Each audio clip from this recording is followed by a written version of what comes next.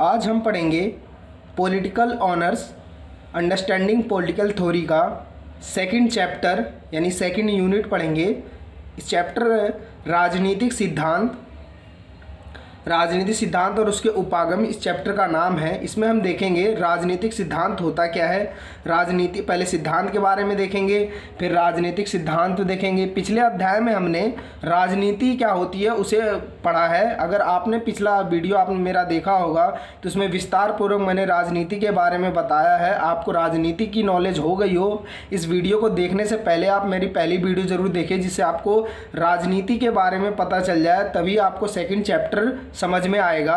ये चैप्टर है राजनीति में प्लस कर दिया गया है सिद्धांत को, यानी सिद्धांत जोड़ा गया इसमें देखेंगे। और आगे हम देखेंगे इसके दृष्टिकोण और देखेंगे राजनीति सिद्धांत का शक्ति में मतलब शक्ति का अध्ययन कि पावर कैसे राजनीति में इस्तेमाल हो रही है, कैसा उसका प्रभाव पड़ रहा है इत्यादि विषयों पे चर्चा करेंगे।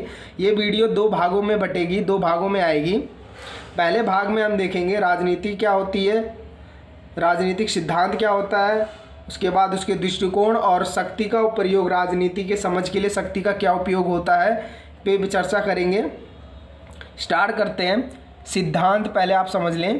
पिछले अध्याय में आपने राजनीति समझा था, अब पहले सिद्धांत समझ लें कि सिद्धांत होता है क्या है, तब राजनीति और सिद्धांत को एक साथ समझने की कोशिश करेंगे, दोनों को मिला के। सिद्धांत होता है अंग्रेजी शब्द थ्योरिया या थ्योरी का हिंदी रूपांतरण है, और थ्योरिया यानी यूनानी शब्द थ्योरिया या थोरियामा या थोराइन नाम शब्द से लिया गया। आप इन तीनों में से किसी एक शब्द का प्रयोग कर सकते हैं, पर जो यूनानी शब्द है वो तीनों में ही है, एक सेम ही शब्द का इस्तेमाल हो सकता है, से लिया गया है। यानी जो सिद्धांत है अंग्रेजी भाषा थ्योरी का हिंदी रूपांतरण यानी हिंदी रूप है उसका, और थ्योरी यानी यूनानी जो शब्द है थ्योरिया या थ्योराम या थोराइन नाम शब्द से लिया गया है, तब जाके इसको सिद्धांत कहते हैं। इसका अर्थ होता है भावनात्मक सोच विचार, यानी सिद्धांत का मतलब होता है एक भावनात्मक सोच विचार, किसी व्यक्ति की भावनाएं उसका विचार कैसा होगा उसको सिद्धांत कहते हैं। एक ऐसी मानसिक दृष्टि से जो कि एक वस्तु के अस्तित्व और उसके कारणों को प्रकट करती है, यानी कोई ऐसा विचार यानी भावनात्मक विचार किसी मानसिक दृष्टि यानी कोई सोच रहा है अपने दिमाग से, क्या दृष्टि रख के सोच रहा है, उसकी एक वस्तु के अस्तित्व यानी कोई वस्तु है उसका अस्तित्व कैसे सोच के या उसके कारणों को कैसे प्रकट कर रहा है, वो सिद्धांत कहलाता है। इसकी पहली डेफिनेशन है अर्नोल्ड वेस्ट के अनुसार क्या रहता है, सिद्धांत का क्या कहना है। सिद्धांत के अंतर्गत किसी भी विषय के संबंध में एक लेखक की पूरी सोच या समझ शामिल होती है। यानी अर्नोल्ड वेस्ट कहते हैं कि जो सिद्धांत होता है उसमें यानी वो सिद्धांतकार जो होगा वो किसी एक विषय के संबंध में जो लेख लिखेगा, मतलब कोई राइटर है कोई बुक लिख रहा है तो उस बुक में उसकी सोच समझ सब शामिल होगा, उसका दृष्टिकोण उसका भाव उसकी सोच विचार सब शामिल किया जाएगा। उसमें तथ्यों का वर्णन होगा, विश्लेषण भी करेगा उस चीज़ का, व्याख्या और सहित उसका इतिहास के प्रति दृष्टिकोण भी बताएगा, इसकी मान्यताएं और लक्ष्य शामिल हैं ये सब भी बताएगा। इसके लिए किसी भी सिद्धांत का प्रतिपादन किया जाता है। यानी अर्नोल्ड वेस्ट कहते हैं के अनुसार क्या कहते हैं कि जो कोई सिद्धांत है वो किसी विषय यानी किसी घटना पे लिख रहा है व्यक्ति, किसी मतलब चीज़ पे लिख रहा है, किसी वस्तु पे भी लिख रहा है कि उस वस्तु पे अगर कोई चीज़ लिखी जा रही है किसी घटना पे तो वो पूरी उसकी सोच समझ कैसे घटी, क्यों घटी, उसका क्या कारण रहा है, उसका क्या विश्लेषण है, क्या अतीत में ऐसा कुछ हुआ है कभी तो उसका विश्लेषण देगा, उसका साक्ष्य देगा, इत्यादि सभी लक्षणों और कारणों के भाव उसके हिसाब से वो लिखेगा। यानी अर्नोल्ड वेस्ट कहते हैं कि सिद्धांत के अंतर्गत किसी भी विषय के संबंध में एक लेखक की पूरी जो सोच है जो समझ है शामिल रहती है, उसमें तथ्यों का वर्णन विश्लेषण और व्याख्या यानी उस तथ्य का वर्णन भी करेगा, व्याख्या भी करेगा, विश्लेषण भी सहित उसका इतिहास के प्रति जो दृष्टिकोण रहता है उसकी मान्यताएं और लक्ष्य शामिल हैं उस सबको बताएगा, जिसके लिए किसी भी सिद्धांत का प्रतिपादन किया जाता है। आपने ये सिद्धांत पढ़ लिया। अब राजनीति के साथ अब मैं फिर भी कह रहा हूँ जिन्होंने मेरी पहली वीडियो नहीं देखी वो पहली वीडियो देखें, तब जाके ये वीडियो देखें, ताकि आपको राजनीति पहले समझ आ जाए कि राजनीति होती क्या है, मैंने विस्तार पूर्वक बताया है। उसके बाद से उसका सेकंड यूनिट ये वाला वीडियो देखें ताकि आपको सिद्धांत के साथ मर्ज यानी मिला के देखा जाए कि राजनीतिक सिद्धांत क्या होता है। अब राजनीतिक सिद्धांत दो शब्दों का योग है, राजनीति तथा सिद्धांत, यानी दो शब्दों को राजनीति और प्लस सिद्धांत को मिला के राजनीतिक सिद्धांत बनाया गया। पहले में आपने राजनीति पढ़ा, अब पढ़ेंगे राजनीतिक सिद्धांत। इसका है कार्ल पॉपर के अनुसार एग्जामिनर ऐसे पूछता है राजनीतिक सिद्धांत क्या होता है। उसके बाद किसी भी रैंडमली टॉपिक से उठा लेगा, मान लो इसी टॉपिक से उठाएगा क्वेश्चन कि उसके उपागम बताइए या दृष्टिकोण, उपागम और दृष्टिकोण एक ही होता है, वो दो किसी में से पूछ लेगा। यानी ये पूछना कन्फर्म है, ये इतना, ये सिद्धांत आपको इसलिए बताएं आपको पता चल जाए कि सिद्धांत होता क्या है। अब राजनीति के साथ सिद्धांत को जोड़ दिया गया। उसमें कार्ल पॉपर के अनुसार क्या परिभाषा बनती है, समस्याओं से घिरी हुई परिस्थितियों में जिन राजनीतिक घटनाओं का जन्म होता है, यानी जो राजनीतिक घटनाएं हैं किसी परिस्थिति में अगर जन्म ले रही हैं, उनकी व्याख्या व समाधान प्रस्तुत करने वाले विचार, दृष्टिकोण तथा कार्यशील परिकल्पना को राजनीतिक सिद्धांत कहा जाता है। यानी कोई समस्या है, समस्या में घिरी हुई किसी परिस्थिति में, किसी समस्या की परिस्थिति में कोई राजनीतिक घटना का जन्म हो जाता है, उसकी जो कोई लेखक है या कोई विचारक, उसकी व्याख्या और समाधान प्रस्तुत करने वाला जो विचारक होगा, उसके दृष्टिकोण, कार्यशील परिकल्पना और राजनीतिक सिद्धांत इत्यादि से बताएगा उसके बारे में। यानी समस्याओं से घिरी हुई परिस्थितियों में जिन राजनीतिक घटनाओं का जन्म होता है, उनकी व्याख्या, समाधान प्रस्तुत करने वाले विचारक, दृष्टिकोण, कार्यशील परिकल्पना को राजनीतिक सिद्धांत कहा जा सकता है। दूसरा है जॉर्ज कैटलिन। ये दो ही सिद्धांत हैं, आप इनका याद रखें और एग्जाम में ज़रूर नाम के साथ लिखें इनकी परिभाषाएं। जॉर्ज कैटलिन कहते हैं कि राजनीतिक सिद्धांत में राजनीतिक दर्शन तथा राजनीतिक विज्ञान दोनों शामिल हैं। यानी जो जॉर्ज कैटलिन है वो कहते हैं कि जो राजनीतिक सिद्धांत है उसमें राजनीतिक दर्शन और राजनीतिक विज्ञान यानी जो पॉलिटिकल साइंस दोनों शामिल हैं इसमें। अब हम देखेंगे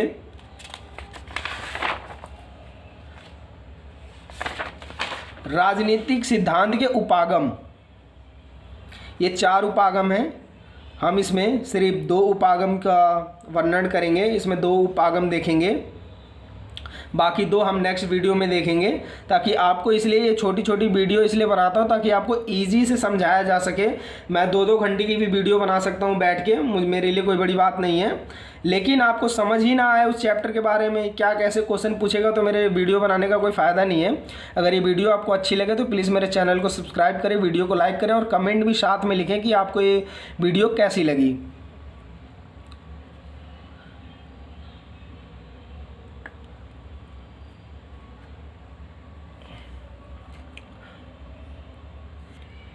ये है राजनीतिक सिद्धांत के उपागम यानी दृष्टिकोण। इसमें एग्जामिनर क्वेश्चन कैसे पूछता है, राजनीतिक सिद्धांत क्या है, राजनीतिक सिद्धांत के उपागम, शब्द की जगह दृष्टिकोण भी लगा देगा या कभी ये दोनों शब्द लगाएगा ही नहीं, इन शब्दों के साथ खेल खेलेगा। एक बात याद रखना, जब भी राजनीतिक सिद्धांत के उपागम या दृष्टिकोण या ऐतिहासिक उपागम पूछे तो इंग्लिश वाला जो वर्ड है ना, ये हमेशा याद रखना, क्योंकि ऐतिहासिक को मान लो हिस्टोरिकल लिख दिया, उपागम लिख दिया, हिंदी में हिस्टोरिकल लिख दिया तो आप कंफ्यूज रहोगे। तो इससे अच्छा आप ये इंग्लिश वाला भी नाम याद रखें, ऐतिहासिक उपागम, क्योंकि ये 2 आगे के जो उपागम हैं उनकी हिंदी थोड़ी विचित्र है। मतलब इंग्लिश में तो ठीक है, अगर आपको याद है कि इंग्लिश में हम इसी को कहते हैं तो आप इजीली कर ले जाएंगे, और नहीं तो हिंदी में शब्द का खेल हो जाता है। ऐतिहासिक उपागम क्या होता है, यानी हिस्टोरिकल से जुड़ा हुआ ये उपागम होता है, इतिहास से पर जो भी घटनाएं होती हैं उस पर ध्यान केंद्रित करता है। आप ये थोड़ा संक्षेप में समझ लें कि कोई राजनीतिक घटना है वो इतिहास से कैसे जुड़ी होती है और फ्यूचर टाइम में कैसे आया होता है, उसका अगर होने का चांस होता है तो कैसे उससे बचा जा सकता है, इत्यादि का भी इसमें विश्लेषण है। और इसमें हम पढ़ेंगे ऐतिहासिक उपागम। ये पूछता है, कभी 2 उपागम पूछ लेगा, कभी 1 पूछेगा। तो मैंने हर किसी का ये मैंने 2-2 पेज लिखा है, इसका निष्कर्ष नहीं लिखा है, क्योंकि एग्जामिनर कैसे पूछे, मान लो 2 का पूछेगा, कौन से 2 4 उपागमों में से कौन से 2 उपागमों का पूछेगा, तो उस हिसाब से आप जब लिखेंगे इसका आंसर तो आप खुद ही निष्कर्ष लिख सकते हैं। कभी एक का पूछ लेगा, कभी दो के पूछ लेगा लॉन्थ में, कभी सिंपल पूछ लेगा, कैसे भी पूछ सकता है एग्जामिनर। पहला है ऐतिहासिक उपागम यानी हिस्टोरिकल अप्रोच, दृष्टिकोण कह सकते हैं आप। ऐतिहासिक उपागम राजनीति के अध्ययन के पारंपरिक उपागमों में से एक है, यानी ये परंपरा से ही चली आई है ऐतिहासिक उपागम। ऐतिहासिक दृष्टिकोण इतिहास चाहे वह लिखित हो या अलिखित एक विषय के रूप में विगत घटनाओं पर ध्यान केंद्रित करता है। यानी जो हिस्ट्री है वो इतिहास है, चाहे वो इतिहास लिखा हो या ना लिखा हो या अलिखित हो, वो किसी भी घटना पर ध्यान केंद्रित करता है। यहाँ यह ध्यान देना आवश्यक है कि घटनाओं का राजनीतिक अभिप्राय होना चाहिए अथवा वह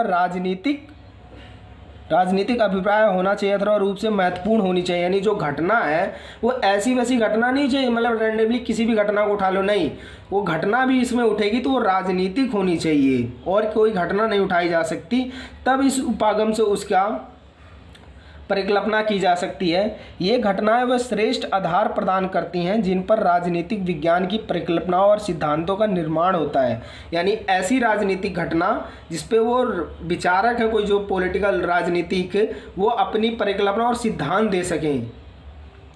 ऐतिहासिक उपागम राजनीति के अध्ययन के पारंपरिक उपागमों में से एक है। ऐतिहासिक दृष्टिकोण इतिहास चाहे वह लिखित हो या अलिखित एक विषय के रूप में विगत घटनाओं पर ध्यान केंद्रित करता है। यहाँ यह ध्यान देना आवश्यक है कि घटनाओं का राजनीतिक अभिप्राय होना चाहिए अथवा वह राजनीतिक रूप से महत्वपूर्ण होनी चाहिए। ये घटनाएं वह श्रेष्ठ आधार प्रदान करती हैं जिन पर राजनीतिक विज्ञान और परिकल्पनाओं का सिद्धांत का निर्माण हो सके। अगला है, ये छोटे छोटे पॉइंट में लिखें, इतिहास हमें ये बताता है कि सरकार, राजनीतिक दल और अन्य अनेक संस्थाएं किस प्रकार कार्य करती हैं। यानी जो हिस्टोरिकल इतिहासकार हैं वो बताते हैं कि जो सरकार है या राजनीतिक दल है या कोई संस्था है वो किस प्रकार किसी राज्य या स्टेट या देश में किसी संस्था में कैसे लोग काम कर रहे हैं या वो कैसे काम कर रही है, इसके बारे में ये ऐतिहासिक उपागम बताता है। ये हमें उनकी सफलताओं और असफलताओं के विषय में सूचित करता है और हम इसे सबक ले सकते हैं जो भविष्य की क्रिया विधियों को निर्धारित करने में हमारा मार्गदर्शन करता है। यानी हिस्ट्री से हम एक सबक ले सकते हैं कि अगर कोई मान लो राजनीतिक दल सही से काम नहीं कर रहा तो आप फ्यूचर के लिए उस राजनीतिक दल में चुनेंगे नहीं, जब अगला चुनाव आएगा तो आप उसे चुनेंगे ही नहीं। आप पहले ही जानते हैं उसका हिस्टोरिकल बैकग्राउंड ख़राब, उसने काम नहीं किया, अच्छे काम नहीं किया, लोगों का विकास नहीं किया, राज्य में स्टेट पावर नहीं रखा, कोई कल्याणकारी राज्य नहीं रखा, लोगों को सुविधाएं नहीं दी, तो आप उसको क्यों वोट देंगे। इसी तरह वो हमें बताता है उसकी सफलता और असफलता है और भविष्य में क्रियाओं को निर्धारित करने में हमारा ध्यान मार्गदर्शित करता है। उदाहरण के लिए आप देख सकते हैं उनको असाधारण शक्तियाँ प्राप्त हैं परंतु सभी शक्तियाँ संविधान में निहित ली गई हैं। यानी जो व्यक्ति है, कई व्यक्तियों को तो संविधान से शक्तियाँ प्राप्त होती हैं और बहुत से स्टेटों में संविधान से शक्तियाँ नहीं प्राप्त होती हैं। अब बहुत से देशों के संविधान नहीं लिखे होते हैं, उनके राष्ट्रपति प्रधानमंत्रियों को भी शक्तियाँ प्राप्त होती हैं लेकिन संविधान नहीं होता। बहुत से देशों में जैसे कि भारत में संविधान लिखित है लेकिन उन्हें शक्तियाँ प्राप्त हैं किससे, संविधान से। अब उदाहरण ये जानने के लिए हमें अमेरिका राष्ट्रपति को अतीत से प्राप्त शक्तियाँ और वर्तमान में उपलब्ध शक्तियों में क्या अंतर है, इसके लिए ऐतिहासिक विश्लेषण आवश्यक है। यानी जो अमेरिका राष्ट्रपति हैं उनकी शक्तियाँ जो पहले क्या थी और अब क्या है, उसमें क्या चेंजेस आए हैं, उसको जानने के लिए ऐतिहासिक उपागम का विश्लेषण आवश्यक है। कैसे आप किसी का कंपैरिजन कैसे करेंगे हिस्ट्री से, यानी जो अभी प्रेजेंट टाइम में और जो फ्यूचर जो पास्ट टाइम में है, अगर पास्ट टाइम में कम शक्तियाँ होंगी फ्यूचर टाइम में ज़्यादा होंगी, तो आप कैसे मतलब तय करेंगे कि फ्यूचर टाइम वाले के राष्ट्रपति के पास ज़्यादा शक्तियाँ हैं। आप ये हिस्टोरिकल तथ्य उठाएंगे कि हाँ इनके पास ये शक्तियाँ हैं, ये लिखित हुई हैं शक्तियाँ या नहीं लिखित हैं, कहीं का वर्णन होगा, वहाँ पे देखेंगे कि जो वर्तमान होगा वो उसके पास ज़्यादा शक्तियाँ होंगी और जो नीचे होगा उस पर कम शक्तियाँ होंगी। दूसरा उदाहरण है ब्रिटिश संविधान का बहुत छोटा सा भाग लिखित रूप में है और प्रधानमंत्री की शक्तियां एवं कार्य राजतंत्र और सरकार के विभिन्न अंग इतिहास से ही युक्त हुए हैं। किसी तर्क अथवा निष्कर्ष का समर्थन अथवा खंडन करने की इतिहास को पृष्ठों में दर्ज तथ्यों का उदाहरण दिया जाता है। राजनीति के सिद्धांत अथवा निष्कर्ष बहुल से मानने में ऐतिहासिक घटनाओं पर आधारित होते हैं। संक्षेप में कह सकते हैं ऐतिहासिक दृष्टिकोण का अर्थ है इतिहास से प्राप्त तथ्यों की सहायता से राजनीति का अध्ययन करना। यानी आप छोटे में आप बता सकते हैं कि जो राजनीति का अध्ययन सिर्फ इतिहास के कुछ जो तथ्य हैं उनके द्वारा किया जा सकता है।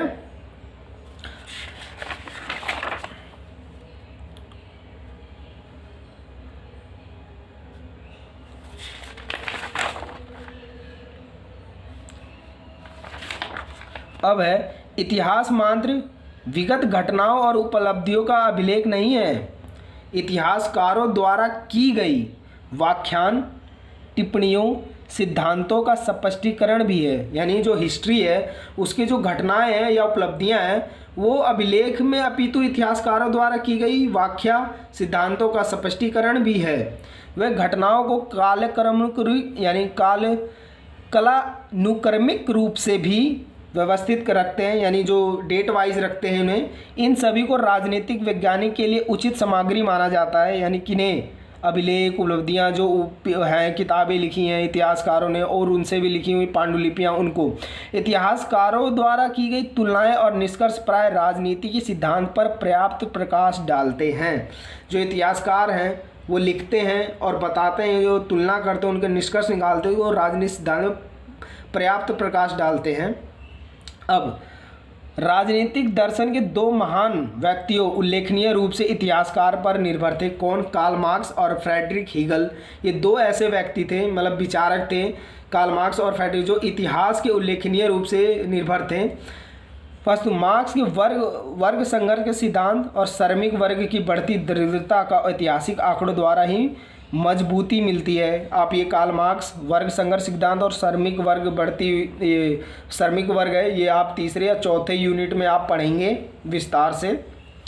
दरिद्रता का ऐतिहासिक आंकड़ों द्वारा मजबूती मिली है। हीगल ने सभ्यता के दार्शनिक सिद्धांत तथा राष्ट्रीय राज्य में उसकी अभिव्यक्ति को प्रतिपादित करने की प्रेरणा इतिहास के अध्ययन से ली थी। माइकल ऑक्सफोर्ड राजनीति के अध्ययन के ऐतिहासिक दृष्टिकोण पर जोर देते हैं। यानी जो माइकल ऑक्सफोर्ड, ये विचारकों के नाम जरूर लिखें आप एग्जाम में। माइकल ऑक्सफोर्ड जो राजनीति के अध्ययन के ऐतिहासिक दृष्टिकोण पर जोर देते हैं।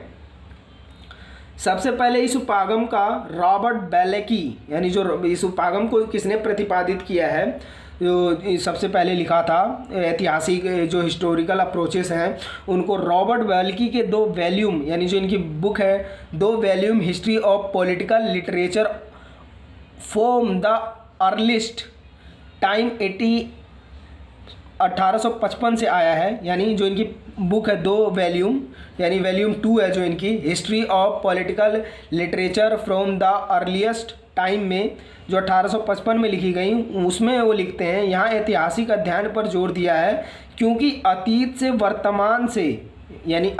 वर्तमान में संभावित राजनीतिक विकास का मार्ग खुल सके। यानी जो अतीत है उससे वर्तमान में कैसे राजनीतिक परिवर्तन आए, कैसे राजनीतिक सिद्धांत बढ़ते हैं, लोगों ने विचार रखें, उसका मार्ग खुल सकता है क्योंकि यह प्राचीन राजनीतिक संस्थाओं और प्रक्रियाओं के ऐतिहासिक अध्ययन पर जोर देता है। यानी जो हिस्टोरिकल अप्रोचेस हैं वह प्राचीन राजनीतिक संस्था हैं ओल्ड, जो प्राचीन है वो संस्था प्रक्रिया जो उनका ऐतिहासिक अध्ययन पर जोर देता है। ये ऐतिहासिक राजनीतिक घटनाओं और वर्णन करता है, उनकी क्या घटनाएं रही हैं राजनीतिक, उनका वर्णन करता है। इसमें एक कुछ विचारक हैं मैकियावेली, सेबाइन और डार्विन।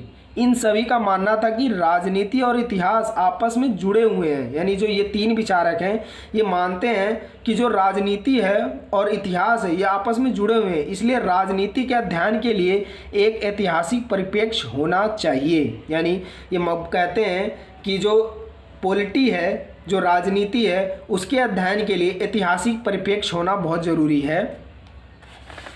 अगला है संस्थागत उपागम, यानी इंस्टीट्यूशनल अप्रोच यानी संस्था वाला उपागम, इसमें आप स्टेट के बारे में पढ़ेंगे। स्टेट में कौन कौन से संस्थाएं हैं, जैसे कार्यपालिका, न्यायपालिका, विधायिका इत्यादि जो हैं संस्थाएं चल रही होती हैं, ये दूसरा अप्रोच है। दूसरा है, टोटल इसमें 4 अप्रोचेस हैं जिसमें हम 2 ही कवर करेंगे इस वीडियो में, और हाँ 2 ही करेंगे, और उसके बाद शक्ति का पावर वाला देखेंगे, उसके बाद अगले 2 वीडियो में देखेंगे 2 अप्रोचेस। संस्थागत उपागम यानी इंस्टीट्यूशनल अप्रोच, यह परंपरा उपागमों में से एक है। यानी आप इसमें भी वही बात है जो आपने पिछले उसमें पढ़ा ऐतिहासिक में कि ये परंपरा, हाँ बिल्कुल, यह परंपरागत यानी ट्रेडिशनल जो परंपरा से चली आ रही है उसमें से एक अप्रोच है ये भी। इस उपागम का विकास मुख्य रूप से राजनीति के अध्ययन के विकास के साथ जुड़ा हुआ है। यानी ये संस्थागत उपागम कब आया, जब धीरे धीरे राजनीति पे अध्ययन शुरू हुए, उस पर सिद्धांत देना शुरू हुआ, तब इसका विकास हुआ। क्योंकि जैसे जैसे जर्मनी के अलावा, यानी जो पहले सबसे पहले राजनीति का अध्ययन जर्मनी में हुआ था, तो जैसे जैसे जर्मनी के अलावा अन्य यूरोपीय देशों में और उत्तरी अमेरिका में राजनीति के अध्ययन का विकास अनुशासन के रूप में हुआ। यानी राजनीति का अध्ययन बढ़ता गया, जैसे अन्य यूरोपीय देशों में, जर्मनी में, उत्तरी अमेरिका में इत्यादि में जो संस्थागत मतलब राजनीति है वो बढ़ती गई, उस पर उपागम बढ़ते गए, उपागम बढ़ते गए, उसका अध्ययन बढ़ता गया, तब संस्थागत उपागम का विकास होता है। वैसे वैसे ही संस्थागत उपागम का विकास होता गया। इसका मुख्य कारण यह था कि प्रारंभ से ही संस्थाओं के अध्ययन का सीधा संबंध राज्य के मध्य या अध्ययन से जुड़ा हुआ था। यानी जो स्टेट है उससे संस्था का तगत उपागम का संबंध सीधा जुड़ा हुआ था। संस्थाओं को राज्य के रूप में ही देखा गया, इसलिए इसको राज्य के सिद्धांत भी कहा जाता है। एक बार एग्जामिनर पूछ सकता है राज्य का सिद्धांत क्या है, तो आप ये अप्रोच जरूर लिखें, आप ध्यान रखें इसमें क्या पूछा जा रहा है।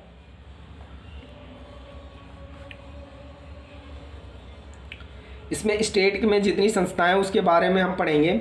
यह उपागम राजनीतिक सिद्धांत के कार्य की पहचान राज्य के अर्थ और उसके कार्यों को अभिव्यक्त करने के तौर पर करता है, जिसमें राज्य का दार्शनिक विचार और वैधानिक कार्य दोनों शामिल हैं। यानी जो संस्थागत है, इंस्टीट्यूशनल अप्रोच है, संस्थागत उपागम है, वो क्या करता है कि जो राज्य है, जो स्टेट है, उसका अर्थ, उसके कार्य, उसकी अभिव्यक्ति, उसका क्या दार्शनिक विचार है, क्या संवैधानिक कार्य है, दोनों का मतलब संवैधानिक और असंवैधानिक दोनों कार्यों को शामिल करता है और उसका अध्ययन करता है। इस उपागम का उद्भव हीगल, इस याद रखना, इस उपागम का संस्थागत में पहले हीगल ऐसे विचारक थे और फिशले के कार्यों में देखा जा सकता है।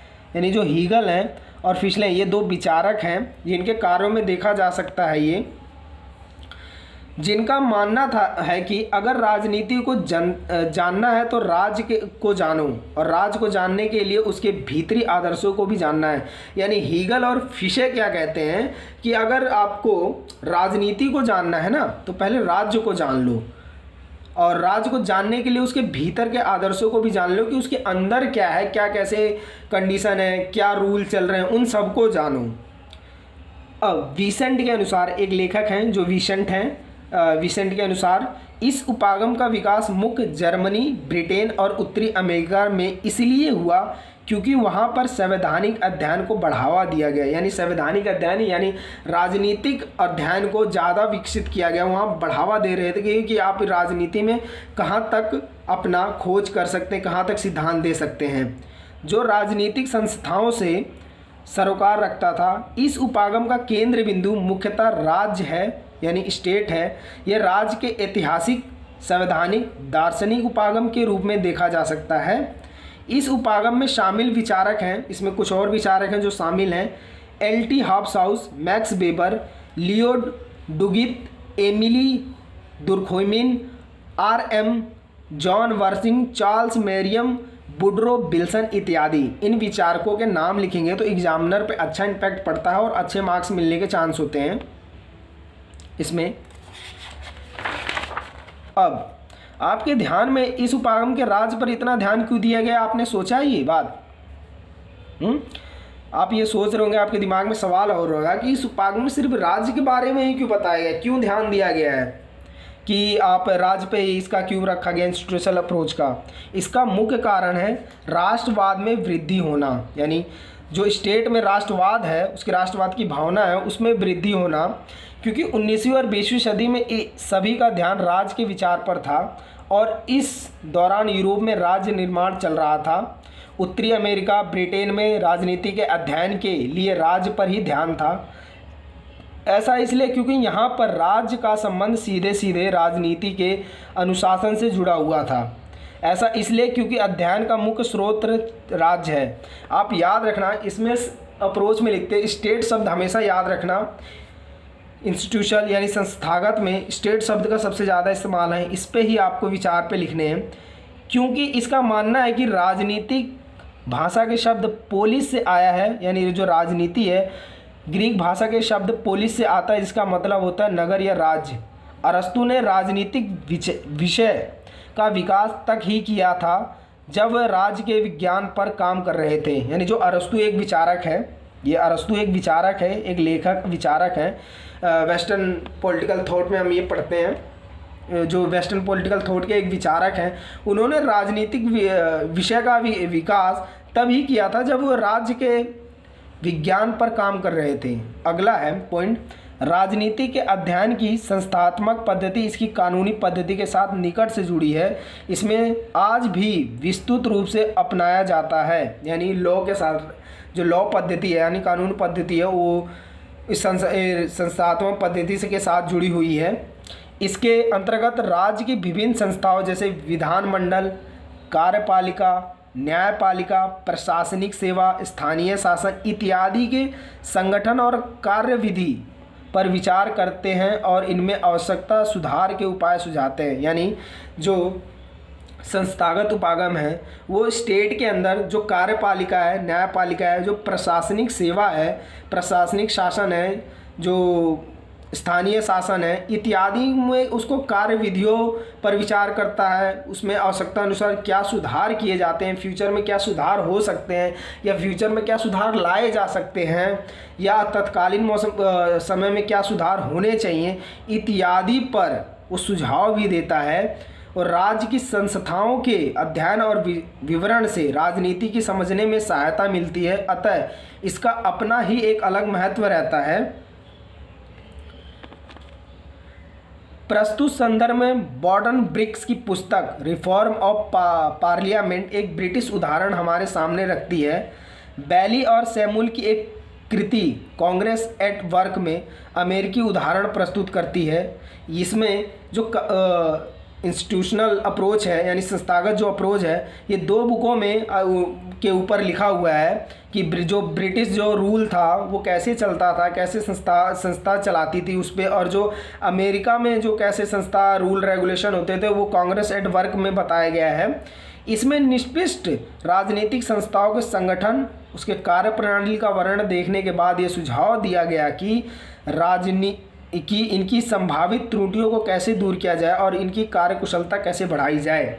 यानी इंस्टीट्यूशनल अप्रोच कहता है कि जो इन देश में यानी जो राज्य में जो कार्य चल रहे हैं, जो शासन चल रहा है, जो इंस्टीट्यूशनल में कानून, कार्यविधि, प्रशासन चल रहा है, उसकी कार्यप्रणाली में जो त्रुटियां हैं उसको कैसे दूर किया जाए और कार्य कुशलता कैसे बढ़ाई, यानी उसका वर्क है वो जो काम है जो कैसा बढ़ाया जाए कि लोगों को अधिकतर सुविधाएं मिल सकें। परंपरागत पद्धतियों में केवल संस्थागतात्मक पद्धति ही है जो राजनीति को दार्शनिक, ऐतिहासिक या कानून का उपसरित ना मानते हुए उसके स्वाधीन अस्तित्व में मान्यता देती है। यानी जो संस्थागत पद्धति है वो कानून को दार्शनिक, ऐतिहासिक या कानून का अविश्रिम नहीं मानते, उनके स्वाधीनता जो मूल फीचर है स्वाधीनता को मान्यता देती है। अब अगला है अनुभविक उपागम, ये हम अगली वीडियो में पढ़ेंगे। इससे पहले आप एक क्वेश्चन जरूर देखें,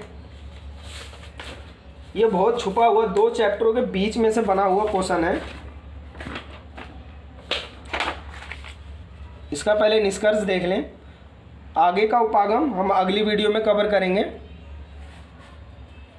राजनीतिक सिद्धांत में शक्ति का, पावर का अध्ययन यानी राजनीतिक समझ के लिए जो शक्ति है उसका कैसे अध्ययन किया जाता है, इसका परिचय देख लें।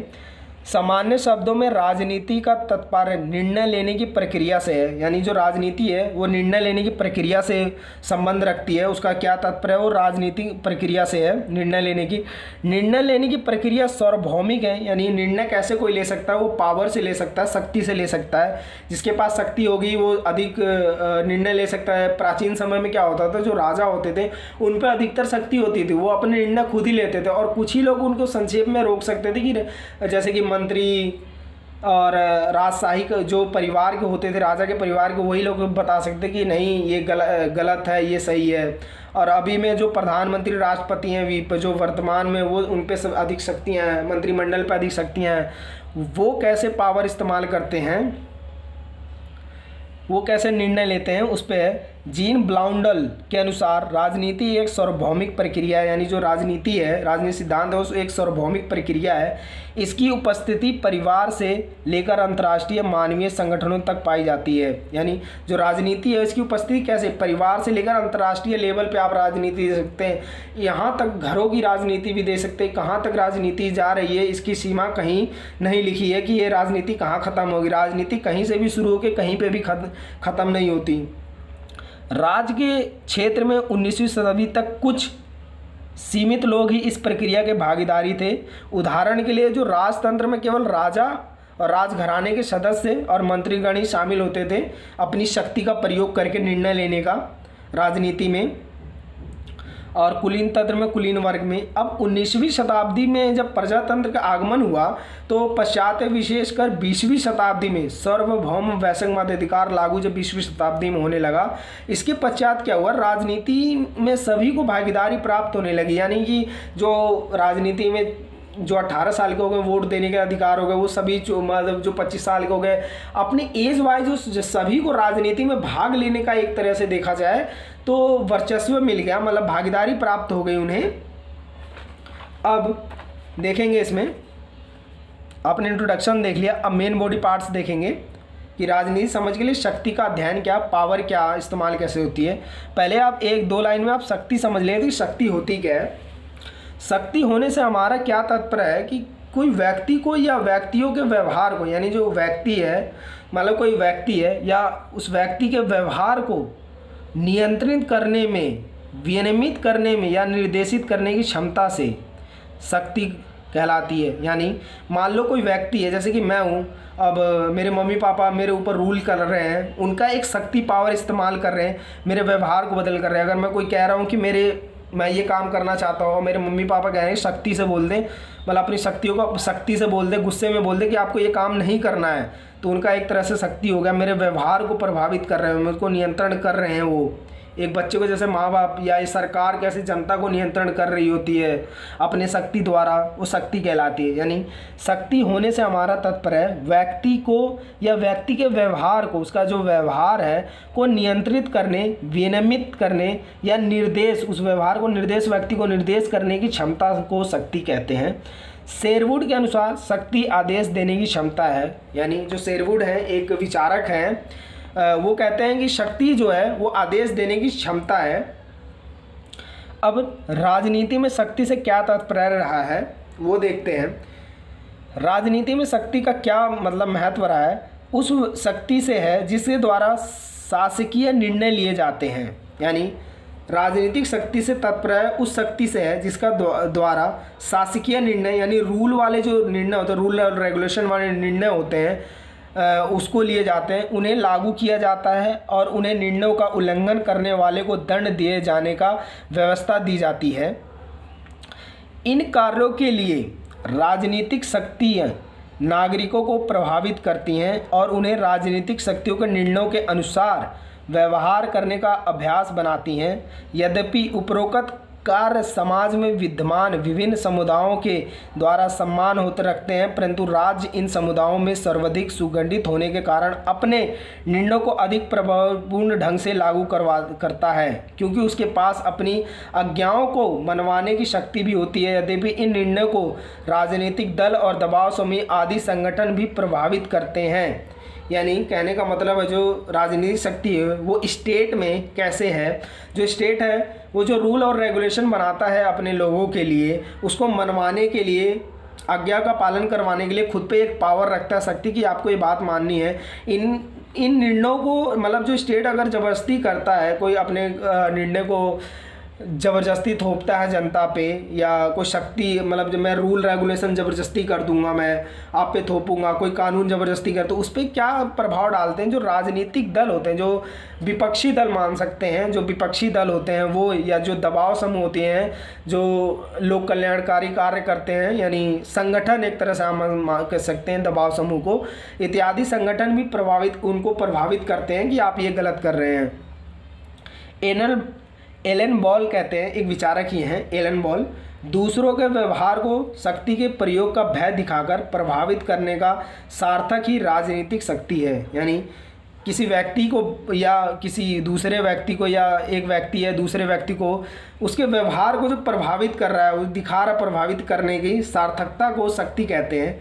लासवेल ने इब्राहिम कैपलन ये अपनी पुस्तक पावर एंड सोसाइटी में कहते हैं, अनुभविक अध्ययन के रूप में राजनीतिक शक्ति के रूप को बनाने और उसमें भाग लेने का अध्ययन है। यानी जो राजनीति है वो राजनीतिक शक्ति के रूप को बनाने और उसमें भाग लेने का एक अध्ययन है। लासवेल एक विचारक है। Political how get what in and how, यानी इनकी जो बुक है politics how get what when eight how, उसमें समाज में हर व्यक्ति सदा कुछ मूल्यों और मूल्यांकन वस्तुओं की प्राप्ति के लिए प्रभाव डालने का प्रयास करता है रहता है, जिसको आपको उसका इच्छित प्रभाव या पद आदि प्राप्त हो जाए। ये शक्ति के बारे में कहते हैं। अगला है मार्गेंथ्यू, इनका पूरा नाम है हंस जे मार्गेंथ्यू, जो इंटरनेशनल लेवल पे, यानी हंस जे मार्गेंथ्यू जो अंतर्राष्ट्रीय यानी जो इंटरनेशनल संदर्भ में शक्ति की पावर को बताते हैं कि अंतर्राष्ट्रीय स्तर पे कैसी शक्ति होगी या कैसी शक्ति है। हंस जे मार्गेंथ्यू ने शक्ति की अवधारणा की व्याख्या अंतर्राष्ट्रीय संदर्भ में करते हुए कहा है कि विभिन्न प्रकार की राजनीति के समान अंतर्राष्ट्रीय राजनीति भी शक्ति के लिए संघर्ष है। जो इंटरनेशनल राजनीति है वो भी शक्ति के लिए संघर्ष है। कैसे? हर देश यानी जो देश हैं जैसे भारत, पाकिस्तान, अमेरिका, यूरोप इत्यादि जो भी वर्ल्ड में जो देश हैं वो अपने आप को शक्ति के लिए संघर्ष कर रहे हैं। वो बताते हैं कि मैं अपने आप को कैसे पावरफुल बनाता हूँ, मैं अपने आप को कैसे पावरफुल है कि मैं कितना पावरफुल बनना चाहता हूँ। अब एग्जांपल के लिए आप अमेरिका की करेंसी ले लो, डॉलर, वो कितनी पावरफुल है, यानी वो आर्थिक शक्ति के रूप में इस्तेमाल हो रही है। तो हर देश अंतर्राष्ट्रीय लेवल पे अपने अब हथियार देख लो, अमेरिका के हथियार, रूस के हथियार इत्यादि, ये सब अपने हर एक वर्चस्व दिखाना चाहता है कि मैं कितने मतलब अपनी शक्ति गेन करना चाहता है कि अंतर्राष्ट्रीय लेवल पे कि शक्ति संघर्ष चलता है और एक दूसरे में कि मैं शक्तिशाली रहूँगा, नहीं मैं शक्तिशाली रहूँगा, एक तरह से होता है। आगे है अंतर्राष्ट्रीय राजनीति का चाहे जो भी अंतिम लक्ष्य हो, निकट भविष्य का लक्ष्य सदा शक्ति प्राप्ति करना होता है। यानी जो इंटरनेशनल पॉलिटिक्स होती है, जो राजनीति होती है, वो उसमें क्या होता है कि जो राज्य है या जो देश है वो उसका कोई भी लक्ष्य हो, यानी व्यापार करने का हो, व्यापार ना करने का हो, संगठन बनाने का, उसका जो लक्ष्य होगा, लास्ट लक्ष्य यानी जो सदा उद्देश्य रहेगा वो शक्ति प्राप्त करना। वो कैसे उन देशों को अपना वर्चस्व दिखाएगा वो उसमें सूप करता है। आगे किस प्रकार की इच्छा को बलपूर्वक मानवा सकने की क्षमता को राजनीतिक शक्ति कहने, बशर्ते उसका प्रयोग राजनीतिक उद्देश्य प्राप्ति के लिए किया जाए। यानी किसी प्रकार की इच्छा को बलपूर्वक मनवा सकने की क्षमता को, यानी कोई इच्छा है उसको कोई बलपूर्वक मनवा पाने की इच्छा को राजनीतिक शक्ति कहेंगे, बशर्ते इसका प्रयोग राजनीतिक उद्देश्यों के लिए किया गया हो। यानी कोई व्यक्ति है जो अपनी इच्छा को बलपूर्वक मनवा रहा है उसको, तो जो उसको जब माना जा सकता है राजनीति, जब वो राजनीतिक उद्देश्यों के लिए प्रयोग किया जा रहा हो कि मेरा ये जो इच्छा है, जो वो रूल है उसको मैं इसलिए लागू करवा रहा हूँ क्योंकि ये राजनीति के लिए बहुत महत्वपूर्ण है। जो उसका राजनीतिक उद्देश्य है वो महत्वपूर्ण है। अगला है, राज्य के विभिन्न स्वरूपों के होते हुए भी जहाँ तक राजनीतिक शक्ति को प्रयोग करने का प्रश्न सभी शासकों में कुछ विशिष्ट वर्ग के लोगों के उपयोग होता है। यानी जो राज्य है, जो स्टेट है, उसमें जो विभिन्न स्वरूप के होते हैं ना, जो विभिन्न स्वरूप जो स्टेट है, मतलब जो तानाशाही स्टेट होते हैं, जैसे चाइना, सिर्फ एक व्यक्ति के पास अधिक शक्ति होती है। अब भारत में देख लें आप तो संपूर्ण शक्ति जनता के हाथों में होती है।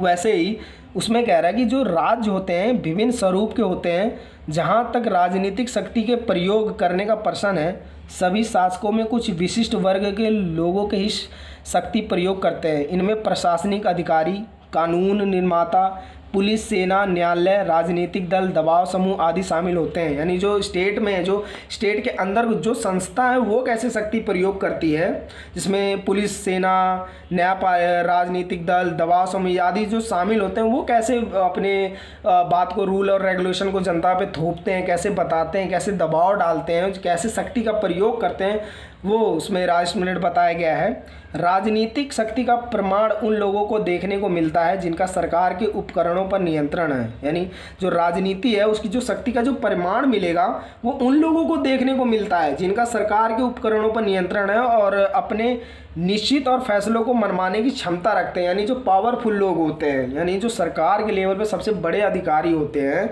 जो बड़ी बड़ी पोस्टों पे होते हैं, वो उन का प्रमाण देखने को मिलता है जिनका सरकार के उपकरणों पे अधिक नियंत्रण, जो बड़ी पोस्ट पे होते हैं।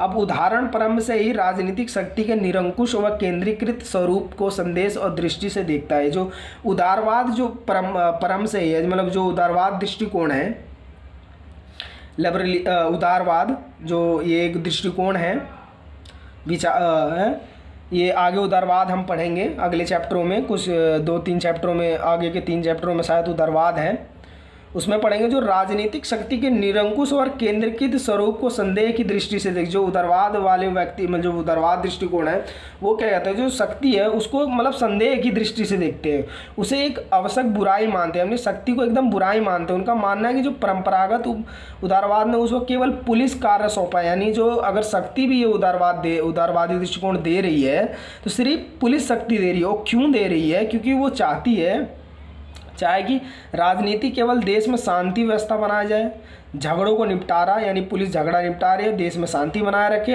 आंतरिक और बाह्य खतरों से जान व माल की सुरक्षा करे, विदेश राज्यों के साथ कूटनीतिज्ञ संबंध तथा अपने कार्यों को सीमित रखे हुए मनुष्य के व्यक्तिगत कार्य, विशेषकर आर्थिक कार्य में तो बिल्कुल ही हस्तक्षेप ना करे। यानी जो उदारवाद है वो कहता है देश में शांति बनाए, शक्ति सिर्फ एक के पास होनी चाहिए, वो पुलिस वालों को सौंपी गई है, पुलिस कार्य को सौंपा है। वो कहते हैं कि देश में शांति बनाए रखे, झगड़ों को निपटाए, आंतरिक और बाह्य खतरों में जान माल की रक्षा कर सके, विदेशी राज्यों के साथ कूटनीतिक संबंध तक ही अपने कार्यों को सीमित रखे। उसके बाद जो है मनुष्य के व्यक्तिगत कार्य और विशेषकर आर्थिक कार्य में तो बिल्कुल ही हस्तक्षेप ना करें।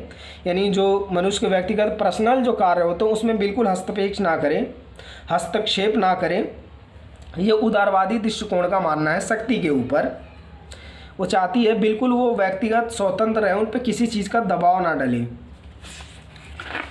अब अगला दृष्टिकोण है मार्क्सवादी दृष्टिकोण। मार्क्सवादी दृष्टिकोण में राजनीतिक शक्ति एक वर्ग की शक्ति है। यानी जो मार्क्सवादी दृष्टिकोण है, ये आगे हम अभी चैप्टर में चर्चा करेंगे।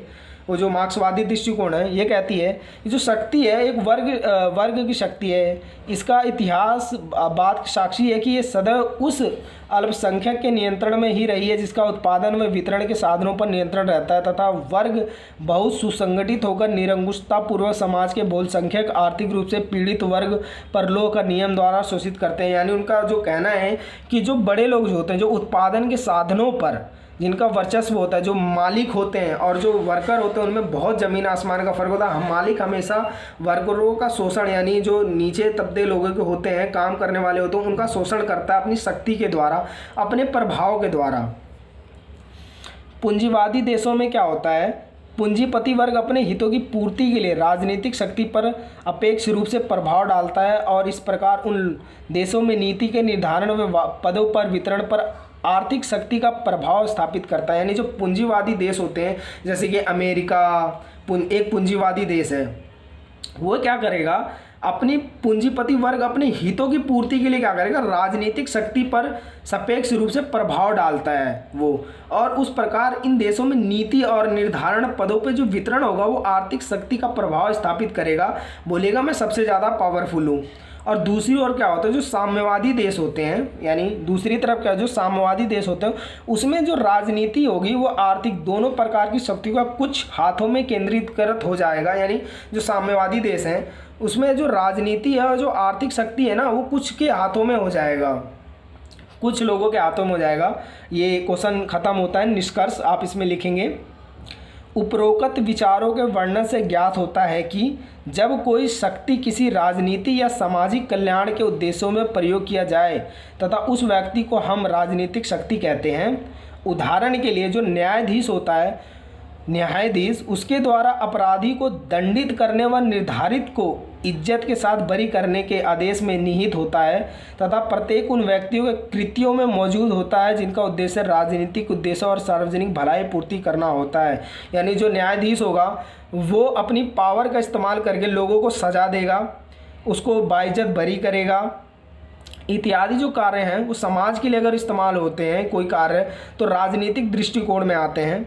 अगला है 2 लाइनें का है, किसी समाज में जितना अधिक राजनीतिक और आर्थिक शक्ति का केंद्रीकृत हो जाएगा उतना ही अधिक निरंकुश और तानाशाही स्थापित होगी। यानी किसी जो समाज है अगर उसमें अधिक किसी व्यक्ति को, अगर मान लो किसी व्यक्ति को अधिक पावर हो जाए तो वो अपनी मनमानी करेगा। उसको पता है कि मेरे खिलाफ कोई बोलेगा नहीं, मेरे पास सारी पावर है, मैं किसी को भी उड़ा दूँ, किसी को भी कोई रूल थोप दूँ, कहीं भी कुछ भी करूँ। तो उस अधिकतर में क्या हो जाएगा, जो स्टेट जो समाज वो निरंकुश और तानाशाही स्थापित हो जाएगी उसमें एकदम। वीडियो अच्छी लगी तो प्लीज़ मेरे चैनल को सब्सक्राइब करें, वीडियो को लाइक करें और कमेंट भी बताएं कि ये वीडियो आपको कैसी लगी। वीडियो देखने के लिए धन्यवाद। अगले चैप्टर में हम क्या करेंगे, जो सेकंड पार्ट आएगा इस वीडियो का, उसमें हम राजनीतिक दृष्टिकोण के जो इस वीडियो में हमने 2 दृष्टिकोण पढ़े हैं उसमें 2 और पढ़ेंगे। उसके बाद उसमें उसकी प्रासंगिकता देखेंगे और राजनीति का अध्ययन हम क्यों करें, हमें क्या ज़रूरत है राजनीति का अध्ययन करने इत्यादि का विषय पे हम चर्चा करेंगे। अभी के लिए थैंक यू।